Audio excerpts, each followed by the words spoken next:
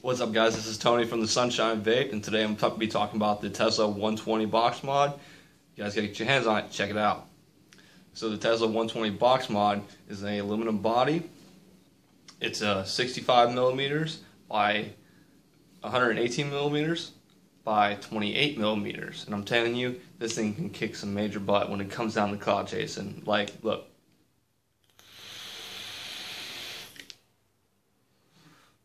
And that's just at 39 volts with a Dragon nano coil. And this thing is awesome, I'm telling you. Now, I have a lot of pros for this thing, and I also have a couple cons. One of them it varies on what build you have in here and what device that you have on this thing. But all in all, I'm going to get to it and let you guys see my point of view. So, I almost said DNA 40. The Tesla 120 box mod takes two 18650 batteries. It's a aluminum body. It's not heavy. I'd say it weighs about from a guess maybe 2-3 ounces or so. It's not very heavy with everything in there. It's very comfortable. You can put it in your back pocket and you walk around. So it's not uncomfortable in any way, shape, or form. Now, it also has the electrodes in this thing are copper plated silver. And that's good because it makes great connection with everything.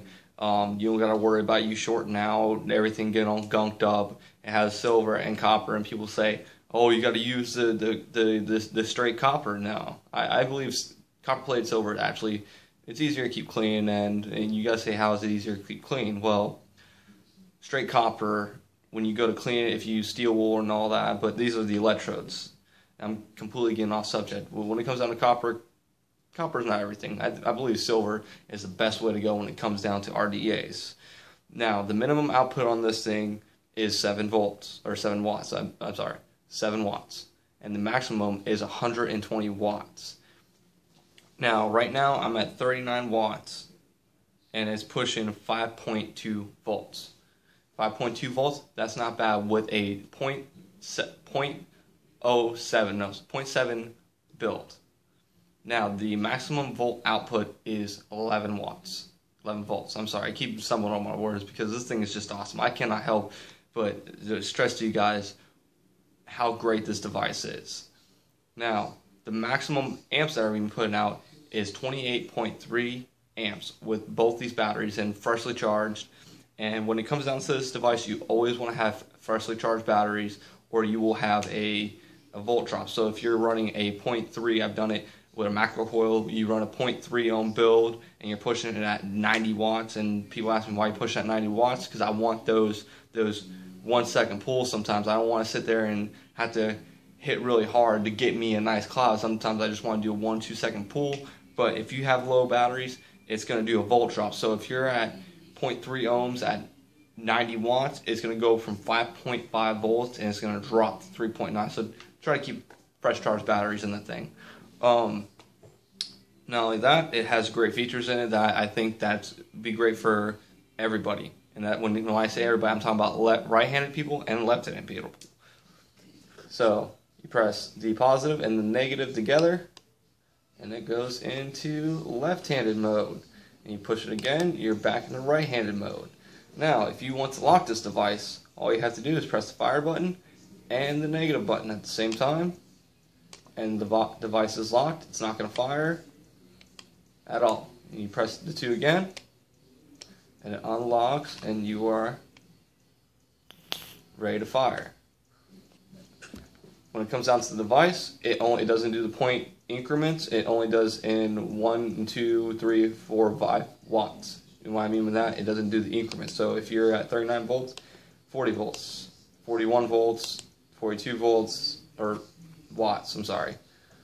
And not only that, you go back down, does the same thing. It gives you your ohm reading and your volts.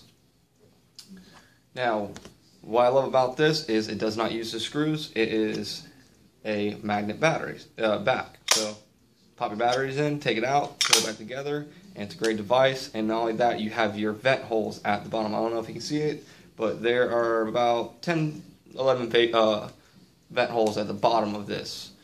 This device has been, I'm just glad that I got it because this device has been great when it comes down to all my sub-ohm tanks, my RTAs, my RDTAs, the big dripper, my RDAs.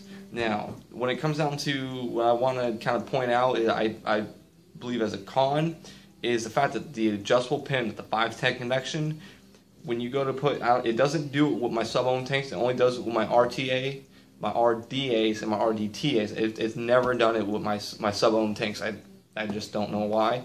But when you go to put one of these devices, these RDAs on here, you got to raise the 510 connection by, you know, half a turn or so. But when you go to put it back down, the 510 connection does not have enough restriction on that pin. So if you can literally take a toothpick and start turning it to the left, start turning it to the right. So guys at Tesla, I think you should maybe put maybe a tighter seal on that 510 connection, just so when you go to turn it, it's not already spinning down. You gotta, and I go to fire it, if somebody goes to fire it and it says no atomizer on it.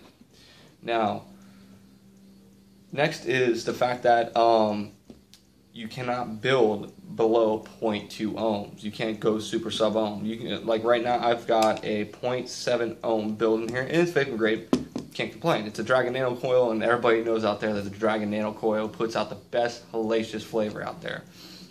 But when it comes down, if you want to do super sub ohm, this is not the device to do super sub ohm because it will stay atomizer short. And I thought maybe I had a connection, you know, two connections touching with each other, and something was going wrong. And I literally took it apart my RDA and cleaned it top to bottom, made sure there's no shorts, made sure my wire wasn't right.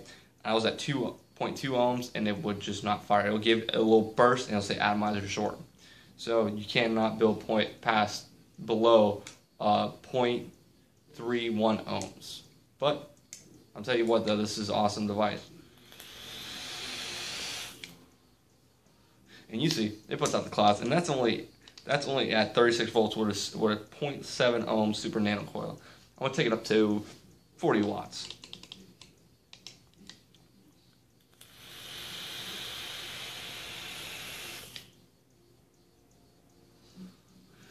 I'm telling you, and it puts out a nice, warm, dense vape. And when, depending on the build you got, you really don't need to crank this thing up. You can, if you want to push the 120 watts at a 0.3 ohm build or so. If you want to push it, by all means, go ahead and do it. But this thing, it's killer. Now, another thing that I put as a con, it only does it with the certain builds, and it's the 0.3 ohm build that it only happens with. And that is when you go to turn off this device. I'm going to do it right now. I doubt it'll do with this one. It never does with anything over 0.5 ohms. You're going to turn it off. Now what you're going to do is you're going to hold the plus button, wattage up button.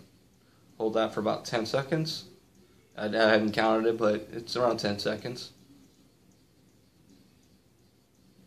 Alright, now it's going to say authorizing.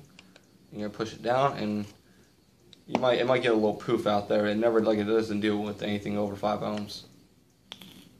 And that's what it ought. I don't know if it's testing it, I don't know, but I've literally had a 0.4 ohm build in here, and it was in my pocket, and it was off. I made sure it was off because I always double check, because I work in a mechanic shop, and I gotta make sure that I'm safe. Well, I turned this device off, and I was working, and I start feeling my leg getting warm, and I'm sitting there, and I'm like, smell my e-juice, and I'm looking down, and I pulled the device out of my pocket, and it is just going haywire. It is auto firing. It destroyed my build. It destroyed the cot and everything, and it literally it could have severely burned me. So guys at Tesla, you might want to check that out when it comes down to the chip that's in this device. But anything over 0.5 ohms, you don't got to worry about it. It'll do that little poof, but just try not to keep it in your pocket. If you're going to be walking around with it, put it in your back pocket. Don't put it in your front pocket, because when you're walking, you got that pressure going back and forth, and it could be leaning on the front of your pocket, pushing this button to turn that on. And not only that, what else I like about it is it has a magnet back. You know, it's just so convenient. You know, pop it out, take your batteries out, and you also got the ribbons. You know, you got the little ribbon. You pop your batteries back in, and you're good to go. And it's super convenient. You pop it back on, ready to vape. It's worked very fleshly on all my mods, all my mech mod, or not my mech mods, but all my devices, all my RDAs, RDTAs, and all so on and so forth. You can put one of the big clear misers on there, like the Nautilus and all of that, and it's gonna work great. It's really gonna work great, but you just don't ramp it up past 20 watts. And not only that, I'm gonna show you guys what it does. You power it back on, 5 clicks to turn it on, and I'm gonna bring this thing up to a 70 watt vape, and this is at halfway charged battery, so I shouldn't get the voltage drop. Let's check it out.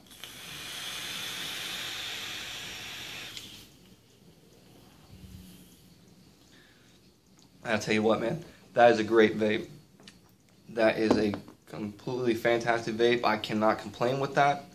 This thing just kicks major butt when it comes down to vaping.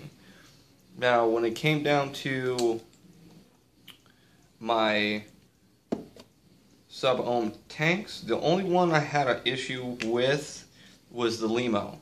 Well, it's an RTA, but it pushed down the 510 connection. I don't know why it does that with certain devices. I guess it's just the height.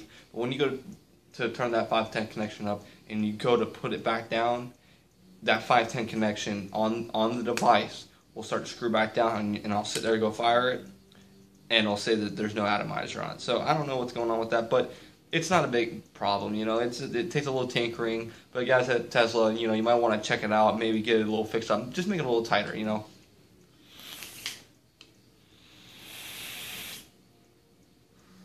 Got a little spit back in my eye. But this thing is awesome. You gotta be careful with the Nano Dragon coils too, because the Nano Dragon coils, they can spit a little bit.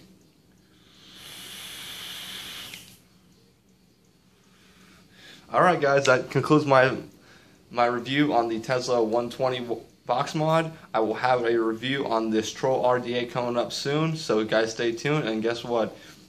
Stay in Florida, stay in the heat, and have a great day.